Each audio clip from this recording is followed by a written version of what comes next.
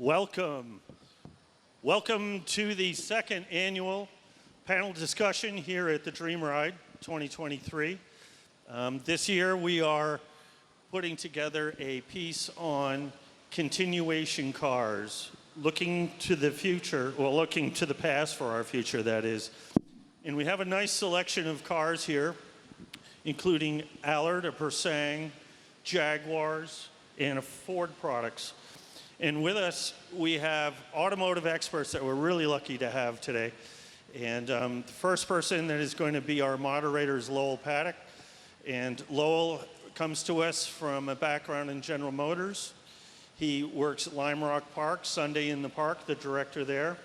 And he's the editor of Chase Magazine. Then we have Brad Phillips, who has a collective 30-year experience in the automotive field, including R.M. Sotheby's, Haggerty, Stahl's Museum, and LeMay Automotive Collection. And then we have Dean Cusano, President Principal of Motor Cars Incorporated. You have a fan club here, and Dean plays a big part in this event, if you do not know. Dean is seen everywhere with the Dream Ride, helping Michael out, and thank you, Dean, for joining us. Thank you very much. And Wayne Carini. We have Wayne Carini coming from Chasing Classic Cars. Wayne is also our executive publisher of Chase Magazine. And Wayne does some podcasts on now with some special people like Brad. And so working with Speed Vision as well, a new entity. And on the end, we have Roger Allard from Allard Motor Cars.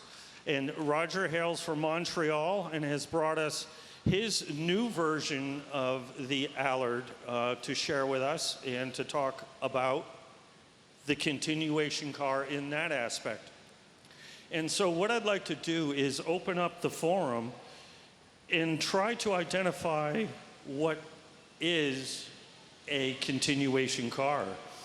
And Wayne, I'd like to pose that question to you as to what your definition might be of a continuation car. Well, continuation car is when a car is no longer being produced, but yet it was so good that people look back at the past and they say, boy, that car was fantastic. Why aren't we making them again? And because of that, companies, and actually the actual companies that sold the car previously, like Jaguar, decide to remanufacture the car. So you've got Ford Broncos, for instance. Bronco was so popular that Ford went back and reproduced one. It's not quite a continuation car because the manufacturer is actually manufacturing it. But yet it's reaching back and looking at what the vehicle was like and designing and building something very similar. You've got these Jaguars here, wonderful cars. They're almost exact duplicates of the original. We've got an original E-Type in the middle, and a number 45 car over here is a continuation car. Persang, which is a Bugatti Type 51, that's my car. It's the exact duplicate of a Type 51 Bugatti, right down to the bolts and the nuts and the way things are plated. And Rogers is a modern version of the J2 X, and just a wonderful car with all the modern amenities, but yet with that same feel and that same type of attitude that the original car had. So that's basically what a continuation car is. Great, thank you, Wayne. And Lowell, do you have a question? Yeah, I wanted to ask Dean, we've been involved with these two cars since we did an article on them in the magazine last year. And I know because I know you know a thing or two about E-types. What are the differences and similarities between these two cars? Obviously, from 30 feet, they look identical, but they're not. So can you talk about how they compare to each other? Well, the Jaguar E-Type, they always say is the most beautiful car in the world. I know Wayne is passionate about Ferrari, so we could get into that discussion. But thank God they didn't change the look of the car. And, Jaguar didn't have to reignite the passion for the E-Type. All he had to do is start making them again. So the appearance is exactly the same. It's equally as beautiful. And my passion for Jaguars, my whole life watching these cars, and I'm really excited because the ZF edition car right there looks just like the original one. but it does have some upgrades. In the 60s, they had 4-speed gearboxes, and in order to race these cars, all they could do is change the differential ratio so the car couldn't be streetable. Well, these days, they can put a 5-speed in the car. So the changes that they made to the recreation car, although you don't notice them, are make it much more usable, much more drivable. And like I said, they didn't have to reignite the passion for the car. All they had to do is create the product again. Well, on that note, a question for you, Roger. You're now in the manufacturing business, and it's a little bit of a different world from 1962. So, especially selling a car in a modern environment, safety regulations, emissions. Can you talk at a high level about what you have to do to make this actually a streetable car? To make it streetable, basically you have to know what the original J2 and the J2X were. Basically my approach was really to make it driven towards the market, today's market. Therefore, one of the things we did was take out a lot of the flexibility out of the chassis. So we made a very triangulated, lightweight chassis, basically set up for performance. And then we extended the wheelbase by 6 inches. Because if anyone knows the J2 or the J2X, trying to get in and out of one is hell. And, Except for Wayne. because the firewall was under your chin, you're sitting about 3 inches below the top of the door, and it's a real challenge. So we extricated all those things, and basically we went back to the drawing board, fully scanned everything that we do. We CAD drawing, we use virtual reality, we use 3D printers just to get it right. And so we're using a lot of the technology to put a package together that's reliable, safe, and really agile. So what we're looking at here are what I call, in large part, authorized continuations. And we'll talk about the Bronco a little bit later, but these are areas where Jaguar has gone into their backlist, to use a publishing term, picked up, there are numerous other versions other than the two we see here with the D-Type and the E-Type. But those are sanctioned. Now, Brad, from the auction world where I want to ask you a little bit about something maybe not quite so savory, is unsanctioned continuation. So we talked yesterday during our podcast about the Ferrari 250 GTE being sort of the donor of other more valuable Ferraris like GTOs and short wheelbases. Can you talk about that? And maybe you have an example of a surprise of a continuation that was unsanctioned? Well, I think it's really interesting when a lot of this speaks to the time that people appreciate certain types of cars. We've talked about Ferrari GTEs here. There was a period back in the 70s and 80s. They were pretty unloved. It wasn't worth restoring one because you couldn't sell one. So the engines went away, Chevy 350s went in. The idea was the same. Let's make it easy to maintain. Let's upgrade the performance to a level that really anybody can go and enjoy it without stressing out about, little tiny expensive Ferrari parts breaking, right? Well, so there's a lot of that stuff that kind of worked itself out over time about that fun. But now you go to today, people are now unwinding all of that stuff. So I think in this continuation world, you have to think about what are trends and what are maybe what's fashionable. And if you truly take a car like a 250 GTE, take the engine out of the way, well, like today, everybody knows what the engine number is on one of those V12s.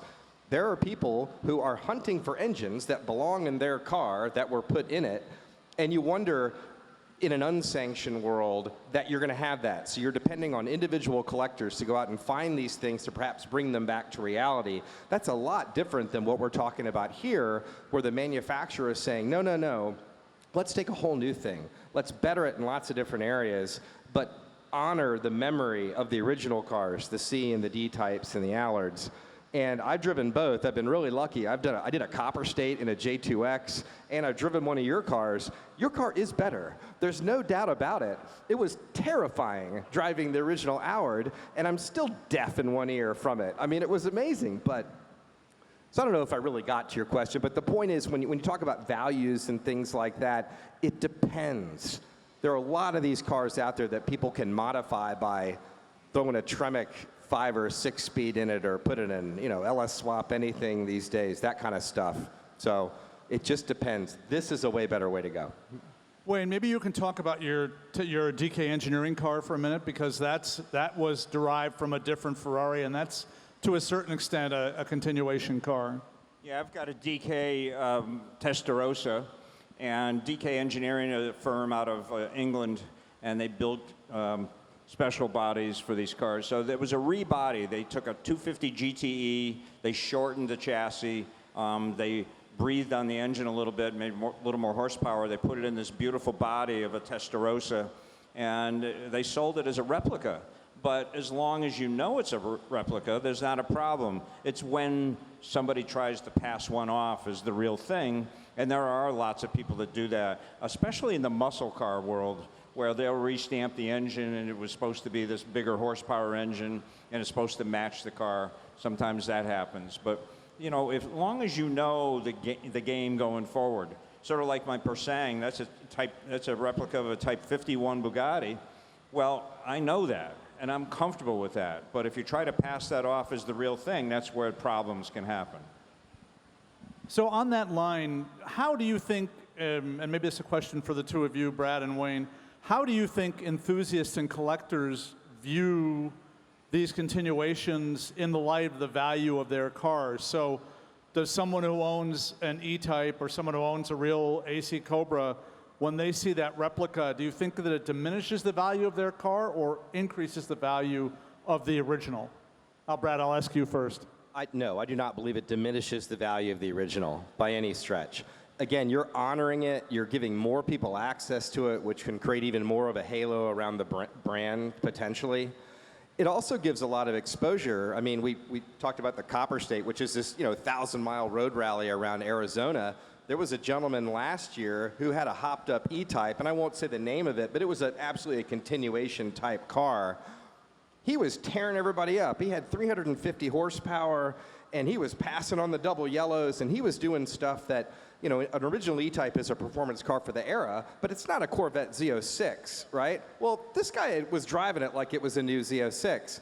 So that kind of thing can create a little bit of dissension in the ranks on, let's honor the original, but you don't have to blow it all out of the water. Yeah. That doesn't help it, I don't think. So I think, one of the most replicated car, if not the most replicated car, is the 427 Cobra. So the values of Cobras have continued to rise over the years and continues to go and they're over $1 million now, $1.2 million, $1.3 million, up to $1.5 million. And ERA right here in New Britain, Connecticut makes the best replica of a 427 Cobra. It is so exact, it's scary how exact it is. But I don't think that has any effect on the original price. If you want an original one and have $1.5 million, that's okay. But if you want something that looks similar to it and performs unbelievable, you can buy an ERA Cobra for $65,000, $75,000, even as cheap as like $40,000 to $50,000. So it gets you in the ball game, and hopefully you'll sell some stock or you do something else and you get rid of that ERA and you'll end up buying the real deal. So a question really for Roger and Wayne, and that is, and maybe Wayne, I'll start with you. Talk a little about how the Persang is made, because it's made in many ways, and we have some images behind us of how these cars are made, and they're very similar to, they're rotating, but in many ways they're replicating the kind of hand craftsmanship that Bugatti used when that car was originally built. So the Persang is made in Argentina, and there was a lot of these cars that were raced in Argentina in the era and left behind. So there's a firm down there that started restoring the Bugattis that were left behind and the old Alfa Romeos. And the owner of the company decided, I can't afford one of these, so I got the real thing here. I'm going to copy it. I'm going to build myself one of these cars. And it came out so good that everybody looked at it and said, boy, for the price that you have to pay for one, I'd like one. And next thing you know, they're manufacturing. But they build them exactly the same way in an old environment shop with a foundry. Every piece of that car is made in Argentina. Even the tires as they come over. But if you take that car apart, if you've got a real car, it's exact specifications. I mean, inside the engine, the bolts are the same. All the plating, there's no plating on that car except for the radiator shell. Everything else is raw metal. And that's the way they built them. So if you build a car to the exact spec in the same type of standards that were built in the 30s, I mean, There's no CAD machines in here. They have a foundry. They build everything on the car. So with old-time great mechanics and craftsmen, and that's what makes such a great car. Roger, you talked a bit ago about engineering, but when it comes to manufacturing, do you also do the same kind of artisanal work, or do you have other ways to, and how would your assembly process compare to what Sidney Allard did many years ago? I guess we start from a clean sheet or a CAD sheet, and we have a team there that are basically have a racing DNA in our group. One of them was, for 18 years, he was chief mechanic for Arrows, Williams, and Renault. He has 2 world championships as chief mechanic with Alonso and Raikkonen. He's the one who sets up the thing, and we work in a very systematic way with build books. We have a build book for fabrication and build books for assembly. Everything, every drop of whatever is in there, the torque for each nut and bolt, a picture of it, and it's all tied into a database that takes us all through our costing and our suppliers and the famous supply chain issues. And we rate our suppliers accordingly. We waited seven months to get a set of wire wheels, and that holds things up. So we've adjusted our assembly and production in that way. We try to do absolutely everything in-house. The few odd things that we go outside for specialists, and we try to encourage some artists. If you get a closer look at our engine turn dash, it's an absolute gem.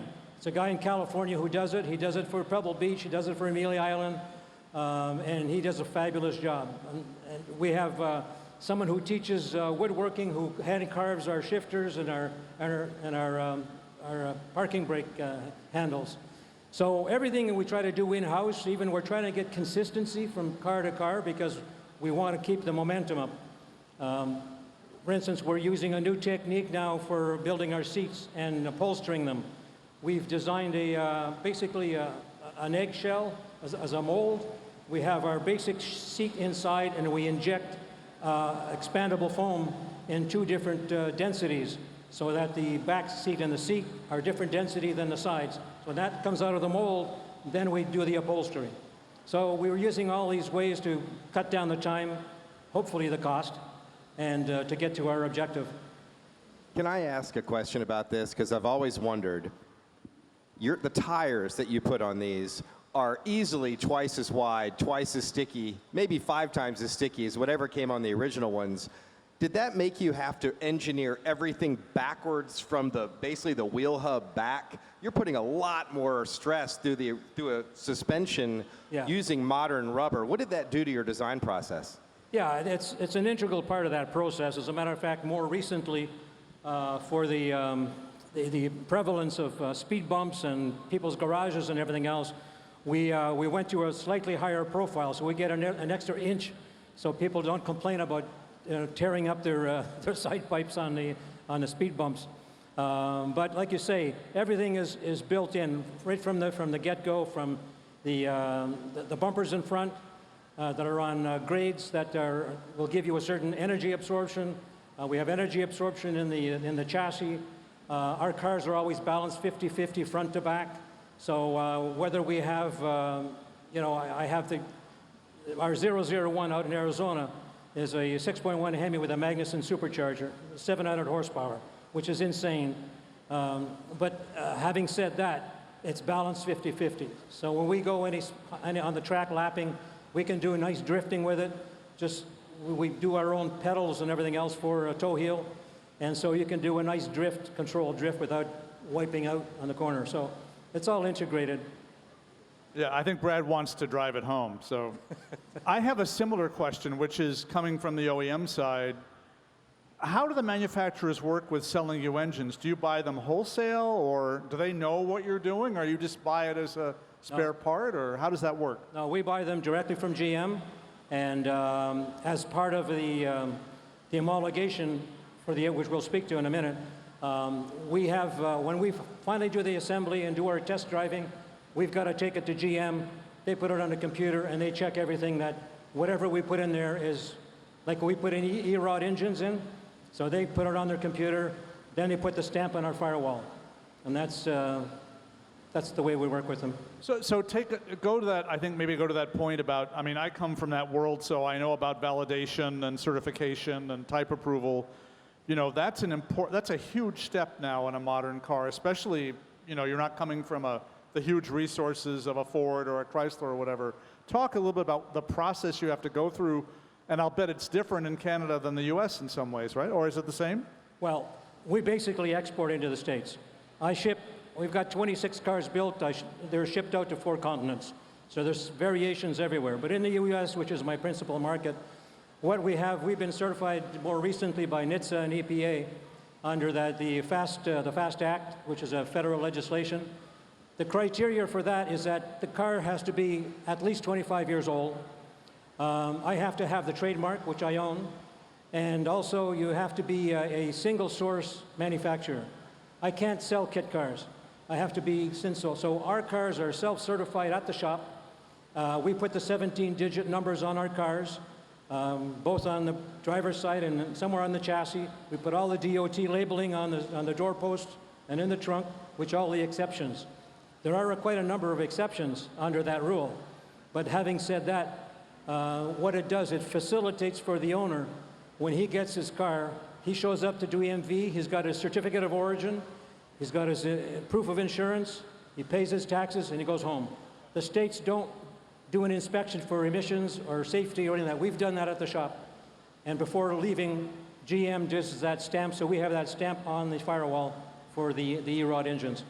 Great, well, thank you. I'm sure that's a very complicated process. Russ, I wanted to ask you, when we did that article about the E-types that Dean and Hometown was extremely helpful to us with, so what do you think Jaguar gets out of this? And we talked about what consumers or enthusiasts, what the impact of continuation cars, but from a brand perspective, marketing perspective, what do you think it does for the brands when they have these types of displays and continuation cars? I think that it gives people an opportunity to have a car that is of limited supply and of today's technology, built by the manufacturer themselves with the Jaguar as a continuation car. And especially with the cars that were not produced anymore, like the C-Type and the D-Type. Right now we have the D-Type in front of us. Very rare car done in Belgium blue.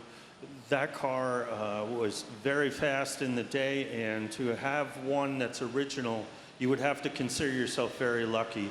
And even a car that's a continuation car, very limited quantity to the volume that they're running.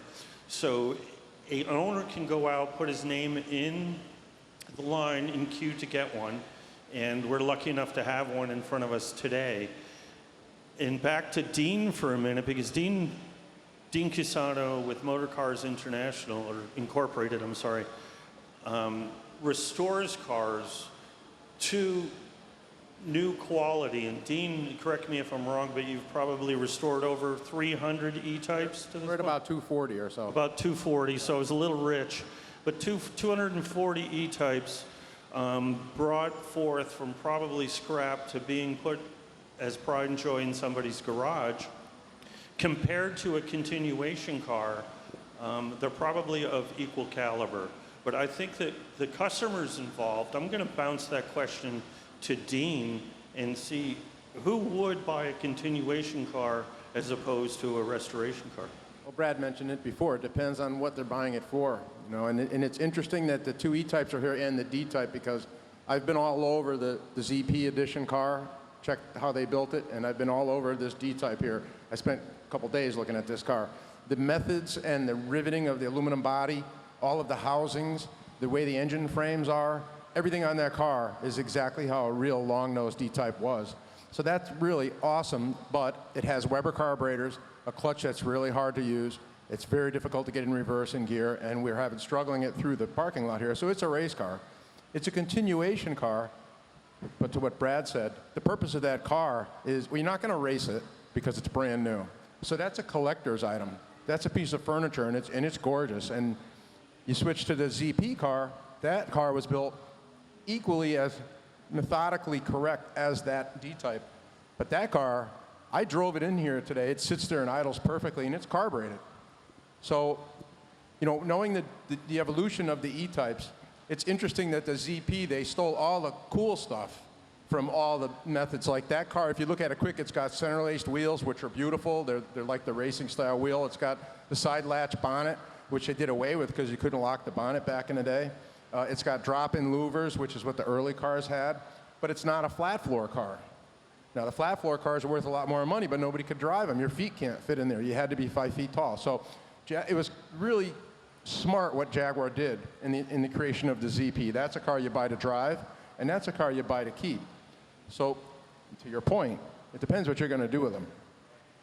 But when we talked yesterday about people that buy continuation cars, and maybe this is a bit more in the higher end world, to race the car that's the replica or the continuation and keep the real one at home. So do you think that's going to happen more often as these things become more available? I would say that ZP car right there, if you change the tires and put a set of harnesses in it, it would be pretty quick. It's very, very comparable to my race car.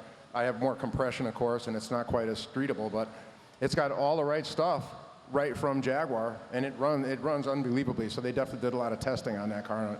The evolution of that car, they did a great job. And the D-Type, of course, is specific and it's beautiful, but it's just not as usable. You know, I think that a lot of these people they don't want to wait to have a restoration done. Dean and I can both tell you, restoring a car is a big project. And so to be able to go out and just order a brand new one that looks and drives very similar to that one and get it instantaneously. And there's some people that just want a new car. They want new. They don't want something old that's been rebuilt. They want that brand new feeling that they bought a brand new car with a warranty and so on. So, but as far as, you know, there's a lot of cars, GTO Ferraris worth $75 to $100 million. And you see those owners, and then you'll see a replica parked next to it in the pits at Laguna Seca. Well, he's proven he's got the real thing, but he's going to race the continuation version of it so that the other one doesn't get damaged or rolled over, and next thing you know, he's lost $100 million. So there's things like that happen. So Dean, I don't know, I'm going to ask you a bit of an unfair question, maybe you don't know the answer to it, but, and the images behind us show the workshop at Jaguar, but it's actually a third-party company, is that correct? Jaguar Heritage, I believe, Jaguar Classic. I believe it has something to do with Jaguar, but I'm not sure if it's part of Tata Motors necessarily. But they're also, now talk a little about the XKSS, because that's sort of a unique case, because of and we have a picture of the cars that burned up in the factory where they had, I think, 10 serial numbers. Can you talk a little bit about that? I actually have an XKSS, ironically, in my shop right now. One of the 25 originally homologated, and been all over that car too, and it's amazing. Everything on that car is vintage, period, correct. I don't know what the value is because it's not one of the original 16, and it's not one of the ones they just made a few years back. Not like the D-Type continuation. But I mean, the XKSS was an apology for the fact that they couldn't sell the short-nosed D-Types to anybody. They couldn't give them away, so they put mirrors on them and bumpers and sold them. Steve McQueen bought the first one. So, I mean, and it isn't a good street car, and it isn't a good race car. So they couldn't sell it, so that's what happened. But it looks great. It's really cool to look at, yeah. Yeah, they just sold one at RM, I think, in Monterey, right? What was the number? So I was going to ask you, what in your world or your former world, when do you think that we'll start seeing these come through the auction pipeline, and will they create their own sort of ecosystem as these sanctioned continuations? The best of the best will always rise to the top, and there will always be a market for the best of the best. So it's possible. The trick with the auction world, though, is you go to a Monterey, there's 150 slots for the weekend. Does a recreation or a continuation car does it get enough in so it bumps out an original whatever else? Maybe. Maybe time brings that on. I mean, they're now, not exactly continuation, but Singer Porsche, right? You can't even call it a Singer Porsche. It's a Singer vehicle design, car, based on the 911. They've seen a couple of those start to come up at auction now. So you're starting to there's a little bit more openness to absolutely not original cars in there. I think we've seen some cars, some D-types before. We've seen the GTOs. It just depends, but it's still not, it's never going to replace the value of an original, never. So with the Singer, that's a really unique vehicle because you actually give them a Porsche. So you buy an original Porsche, you give it to Singer, and then they do their modification. So it's more like a hot rod shop rather than a recreation. Why don't we do that? Yeah, well, that's what we should be doing. Lowell, I have a question for you regarding you coming from the OEM side, global branding.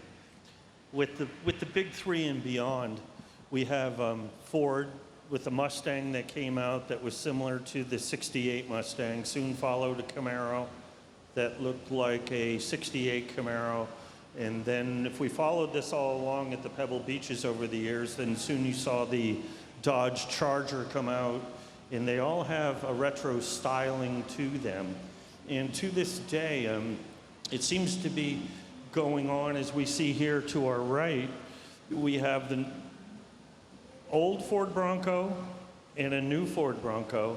And to me, we've got some similarities there. People like to hark back on things that evoke emotion from them, I believe. And I think that's probably where the success of those vehicles come from, because you could explain to us the longevity of that, because it seems to be going on for a while now. Well, there are a lot of different dimensions to this, and it's very, very interesting to see what's happening with what I call OEMs, or the big three. They're going at this in very different ways. So, you know, Ford has had the Bronco for many years, went out of production. Obviously, the U.S. market is, I don't know, 60% SUVs. And they realize that in their backlist, they have this very valuable name. And rather than, you know, obviously they're not going to copy this car from this vintage because it's probably a relatively small audience because it's a relatively small car.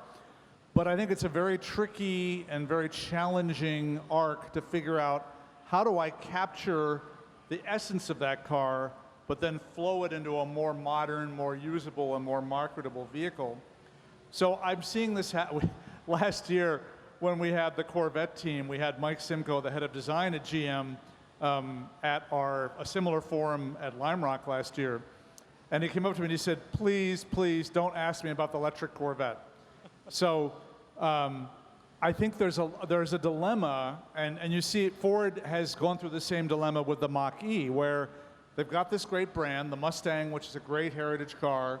How do we expand the envelope? And I think the Mach-E was a good example of that. They've been able to capture the spirit of the Mustang, still getting new buyers in, but it's not at all like an original Mustang. But I think they would say that that has succeeded. Now, when GM made the decision to get out of the Camaro, the question is, what's next? Is the Camaro going to come back as an electric vehicle? You know, that's a brand that has huge equity. So when you think about the broader scape of brands around the world, whether it's watches or cars or any number of high-value goods, people understand the value of a great brand. And the challenge is, how do you bring that back in a very, you know, almost identical form or more of an interpretation? And I think where we're going to see this next is with Volkswagen and the Scout. And I think that hasn't been widely publicized, that VW owns the rights to the Scout brand. And they're obviously watching what Ford is doing and saying, we want to get into that game. And Volkswagen has, you know, a global access to global technology, global parts bin. I think you're going to see very quickly there come out with a really cool interpretation of the Scout. It'll be like the Bronco. It won't be a copy, but it's going to capture that sort of husky spirit that the Scout had. So there's sort of a whole continuum of how these things are being done. And I think we're going to see other companies doing the same type of thing. And also, I would say that even on the bespoke area, and Wayne, maybe you can talk about this, that other companies like Zagato are doing the same thing. They've got this incredible backlist. And now, as Roger mentioned, with the access to 3D printing, with the CAD/CAM technology, they're able to bring these cars back to life. And Wayne, maybe you can mention some other examples of vehicles like that that are being made new. Well, one of the vehicles that comes to mind is Freeman Thomas designed the new Volkswagen Beetle, and that really was the first car that went back looked at the past and made the future. Now the new VW iBuzz, the bus is coming out, and everybody remembers Volkswagen buses, and that's going to be a huge hit. It's all electric vehicle. You know, you got the VW with the Scout. So VW is right in that retro market, that's for sure. But a lot of bodybuilders like Zagato's building bodies actually to fit on Viper chassis. They were building Zagato bodies. So this bespoke, you can get any car built you want. And that's where it really comes in. So Mole coach builders that built a couple of hot rods that I own, they build bodies and they build complete cars. They built one for this gentleman in South Africa that is a complete modern car, but with the shape and the look that the gentleman was looking for. So you can build a car, and I think that's coming, that's the future of collecting, is to get a car built for yourself. And don't call it a hot rod, call it a modern day car to your specifications. Exactly. I want to pop in on something here too, because what Ford did with the Bronco, I think they were really driven a lot, not just by their back catalog of this great name, but by the automotive aftermarket, because we've all been to SEMA and places like this, and Gateway Bronco and other places like this. They were taking them, they were modernizing, they were putting modern powertrains in them, making them more drivable, adding usable air conditioning, and upgrading them in certain ways that made people think, oh, those are really cool. Boy, I could drive that every day. And I think Ford looked at that and went, well, maybe a lot of people would like to drive one every day. So it's funny when you see a manufacturer make a continuation car by watching how the automotive aftermarket has fed the need for it and the interest in it. I think they got a real leg up. Well, also one thing I've noticed, and to be a little bit of a tangent, with the Corvette, a program that I was involved, the Z8 in the early days of, they're providing a level of customization that was unimaginable 10 years ago on a production car. I mean, Wayne, you've got a couple of Z8s, C8s. The level of the option list on a mass-produced car is even longer than it was back in the 60s, right? And that can get you in trouble. I've got a Z06 coming, and it was held up because I ordered too much carbon fiber in the car, and it was held up. But I wanted to bring one thing that was important. You're talking about the Bronco. Jeep is the only brand that has stayed true to its original form. That grille has never changed, that look has never changed, and that utility vehicle has never changed.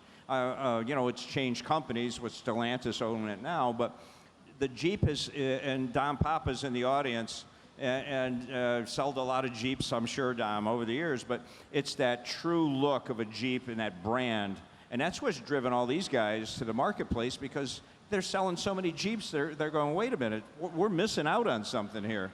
But it still has that same look. The new ones, the new CJs are just unbelievable. The way they drive, the technology. So I think hats off to Jeep for retaining its original look and what it was purpose built for. And I think the reverse of that, if I could, I don't work for GM anymore, so I can say this, but the Blazer, another name that has huge equity. It's a calculated risk to apply that to a modern, unibody, front or four-wheel drive vehicle. I think they've actually sold it very well, but they've now played that card, so they can't play that card again. And I think what Ford has done extremely well is done the upper and lower level Bronco. So they have a mass-produced car that leverages the name, and then this much more customizable car, to your point, where all those extra accessories, I can tell you, they're extremely profitable. So, all right, well, let's conclude it there. I want to thank the panel for all of their thoughts. Thank you, Russ, for helping to put this together. We have a couple of microphones. It's a pretty rare opportunity to have all these folks together. Please raise your hand if you'd like to ask a question. We've got microphones out there. Anybody, please ask away. Rich Doucette, start first question. Anybody? So this is an easy one. What is your favorite car? I know Roger Allard can answer that, but for the rest of you, if all of the cars that you've driven, if you could only have one, what would it be moving forward? For me, well, my favorite car is the next one, but of all the cars, I think if I'd go back in the catalog. A 250 short wheelbase, 1960 250 short wheelbase Ferrari is the car for me. Dean? I have a very inexpensive bucket list. I don't have $1 million cars in my bucket list, so I already have all my bucket list. My favorite car is I have a '67 Corvette Coupe, and the car that I drive the most is sitting in the tent out there, which is a 1954 Mark VII, and his name is Sal, Jaguar Saloon. I mean, that's my most fun car, my go-to whenever there's a show. So my bucket list is inexpensive, so I can have it already. I don't even have to mortgage my house to get it. Mine's simple, and I've stuck to this question steadfast for many years. Early 289 Cobra, slab side, simple. Breaks down, you can fix it at Napa. They're fast, they're fun, iconic. I love Shelby history. No question. Rich, I would take a 1973 Porsche 911S. Done to Euro spec, totally stock, would be fun with me. I had it for 20 years and wish I never sold it. So my answer is a 993 Turbo. When I was working in Germany, we worked on a project. Many people know that Porsche has an engineering arm, and Porsche does vehicle development for other companies. And after we were done with a vehicle called the Zafira, which was a minivan, and Porsche did a brilliant job on the car, and they invited us to Weissach, to the famous test track. And we had a lunch, which I have to say was a little bit liquid, so they weren't going to allow us to drive. But I was able to go out with the senior test driver at Porsche at that time with a 993 Turbo going around Weissach. And it's a little bit of a sort of a junior 959, not quite as the same pedigree, but a lot of the same DNA. And being driven around Weissach in a car that literally can make a 90-degree angle turn, you know, at 125 miles an hour, left an impression on me. Unfortunately, and I think we probably all have these regrets, you know, 4 years ago, not such a hugely expensive car, but my friend Wayne here had one in his showroom, a beautiful dark red car that was, how much was that?